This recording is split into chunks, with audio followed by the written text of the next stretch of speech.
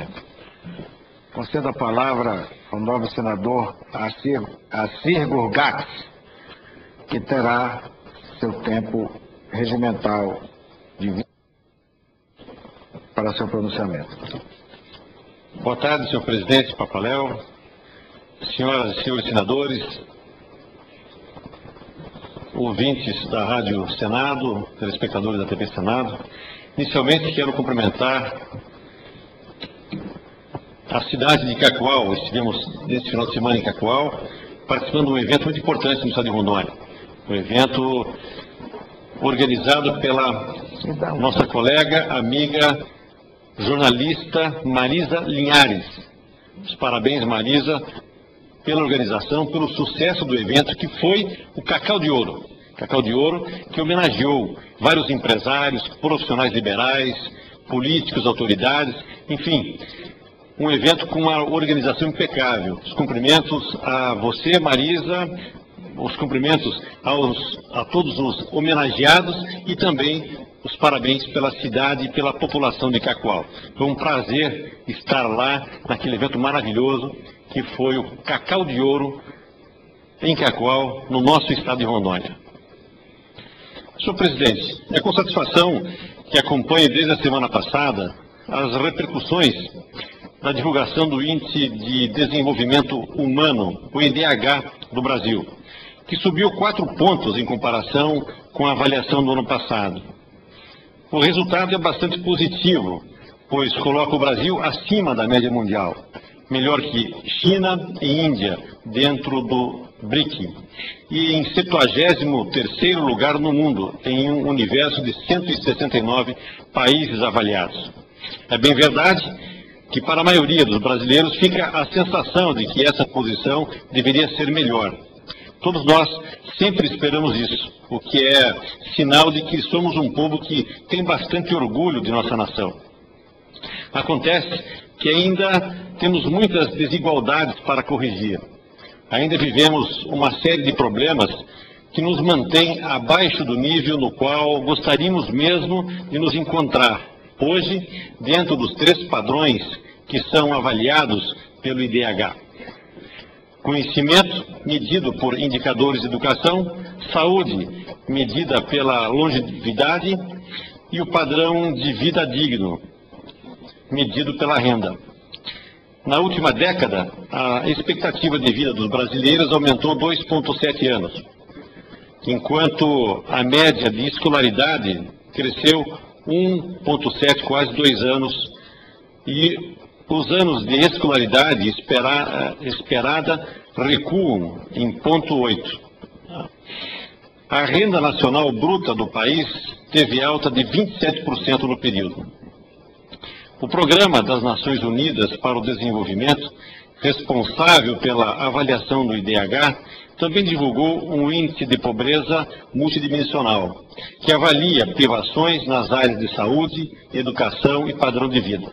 O Brasil ficou com 0,39. Segundo o relatório divulgado na semana passada, o país tem 8,5% dos brasileiros vivendo nesse tipo de pobreza. Este é um dado que ainda é motivo de vergonha para cada um de nós brasileiros. Afinal de contas, estamos lutando contra a pobreza e ainda não conseguimos erradicá-la do país. Assim como não conseguimos eliminar problemas como o baixo índice de saneamento básico em todo o nosso Brasil. O que já apontei aqui como um dos maiores problemas ambientais que sofremos em nossa nação.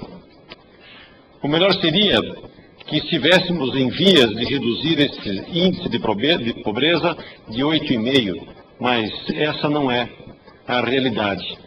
A verdade é que atualmente 13% dos brasileiros estão em risco de entrar nessa condição de pobreza multidimensional apontada pelo Programa das Nações Unidas para o Desenvolvimento. Segundo esse departamento da Organização das Nações Unidas, a ONU, o Brasil registra ainda 20% dos habitantes com pelo menos uma grave privação em educação, que, como todos sabemos, é um setor cujas carências contribuem ainda mais negativamente para a geração de pobreza. Não podemos, de jeito nenhum, nos esconder desses números com desculpas e com justificativas vazias, como a alegação da vastidão do nosso território e do tamanho da nossa população. Se temos um vasto território, temos dentro dele reservas naturais e energéticas ainda mais vastas. Se temos uma população muito grande, temos ainda mais braços para trabalhar e cabeças para pensar, a encontrar soluções para os nossos problemas. A educação, a saúde e a renda são fatores completamente influenciáveis pela nossa taxa de desenvolvimento. Se esses índices estão fracos, nosso desenvolvimento está deixando a desejar. E se o nosso desenvolvimento está deixando a desejar, porque ele vem acontecendo de forma irregular, não igualitária, sem uniformidade, é porque estamos pecando em algum ponto da gestão pública, na representatividade dos nossos eleitores e no planejamento de nosso próprio desenvolvimento. Concordo plenamente com o senhor Mozart Neves Ramos, conselheiro do movimento Todos pela Educação e professor da Universidade Federal de Pernambuco, quando disse que muitos dos nossos avanços em educação nos últimos 4 anos ainda não aparecem no IDH levantado este ano. Mas sou obrigado a admitir que o nosso sistema educacional ainda tem, como o próprio senhor Mozart disse, problemas históricos como as altas taxas de repetência e a evasão escolar. E também problemas de gestão, problemas de desvalorização dos professores e muitos outros gargalos que impedem que tenhamos uma educação capaz de suprir as nossas reais necessidades. E as suas necessidades, senhoras e senhores, estão conectadas diretamente com a nossa necessidade urgente de um planejamento de desenvolvimento sustentado, baseado na formação de mão de obra qualificada. Mão de obra capaz de suprir demandas profissionais que hoje não estão sendo preenchidas, como a nossa carência de engenheiros, por exemplo, de professores das áreas de exatas, carência de uma produção científica que resulte em um maior número de registro de patentes, e não apenas em publicações de teses, por exemplo. No meu entender, essa capacidade de atender essas demandas de mão de obra qualificada, assim como da elaboração e gestão de um planejamento de crescimento econômico, esbarra diretamente o nosso ímpeto econômico do momento atual, que poderíamos chamar de momento primário, do momento para dar o pontapé inicial para todo esse processo. Ou seja, precisamos gerar hoje as condições de uma arrecadação uma arrancada em nosso desenvolvimento para gerar, em âmbito de toda a nossa população, melhorias de renda, de saúde e de educação. Entendo dessa forma, porque a experiência mostra muito bem que um povo sem condições de subsistência é incapaz de olhar para o futuro diretamente e com confiança. Há cerca de 5 anos, pesquisas do IBGE apontavam que a educação era apenas a 6ª prioridade das famílias brasileiras. Atualmente, essa posição subiu e subiu muito. Isso porque a situação da maioria dos brasileiros mudou. Milhões de pessoas que antes viviam na faixa de pobreza subiram de vida. Milhares de trabalhadores que antes sequer poderiam pensar em terminar o 2º grau, hoje estão entrando em universidades. Tudo devido à melhoria do padrão de vida, mesmo que tenha sido pouco. Por isso, eu falo da possibilidade desse pontapé inicial ser feito agora, com uma ação direta em nossa economia, para melhorar a capacidade de trabalho, valorizar a nossa mão de obra e valorizar os nossos produtos. E essa ação direta na nossa economia só tem um nome, senhor presidente, e senhoras e senhores senadores. É a reforma tributária. Nós precisamos diminuir o nosso custo Brasil. Esta é a medida mais urgente que o país precisa tomar para poder alavancar seu desenvolvimento econômico, gerando mais renda e divisão de renda, levando assim a reboque a evolução de nossos sistemas educacionais e de saúde, aumentando automaticamente o nosso índice de desenvolvimento humano para patamares que serão realmente dignos de um país do tamanho da nossa grandeza. Mas essa reforma tributária deve ser feita não apenas com urgência, mas de forma inteligente e com o bom senso, reduzindo impostos e não criando novas formas de asfixiar a iniciativa econômica.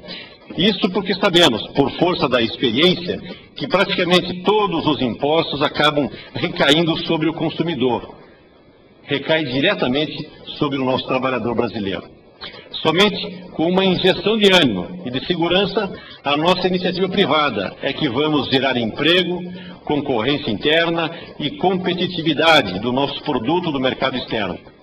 Somente assim ficaremos imunes à variação da economia de outros países, como mostramos sermos parcialmente capazes disso, ao vencermos, em primeiro lugar, no mundo, a crise econômica internacional de 2008. Exatamente por isso que eu insisto em colocar em pauta já o debate sobre essa reforma tributária que precisamos, reduzindo impostos e eliminando essas correntes que hoje prendem a nossa economia, que impede que vivenciemos o verdadeiro desenvolvimento que um país com a nossa extensão, com as nossas reservas naturais e energéticas, com a nossa capacidade de trabalho merece ter. Espero que o novo governo aproveite essa grande oportunidade, senhor presidente, de iniciar essa grande reforma e tão importante que é a reforma tributária brasileira.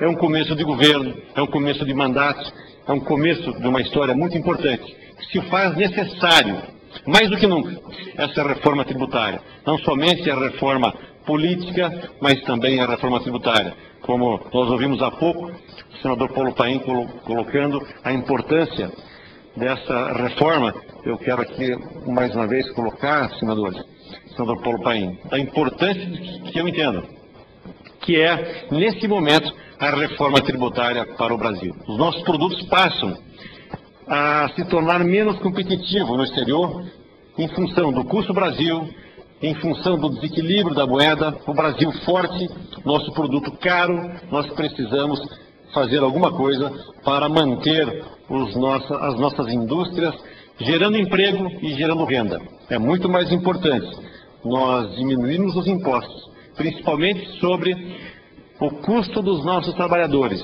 do que nós aumentarmos as despesas do nosso país com o seguro-desemprego. Era isso que eu tinha para tratar nessa tarde de hoje, senhor presidente. Muito obrigado.